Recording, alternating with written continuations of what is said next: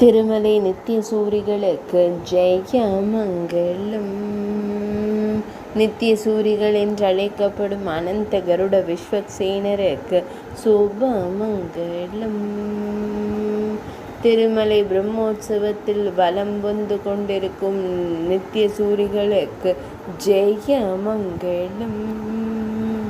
பெருமாளை பிரியாமல் இருக்கும் தெய்வங்களுக்கு சுபமங்கலம். பெருமாளுக்கு காவலாயிருக்கும் நித்திய சூரிகளுக்கு சுபமங்கலம்.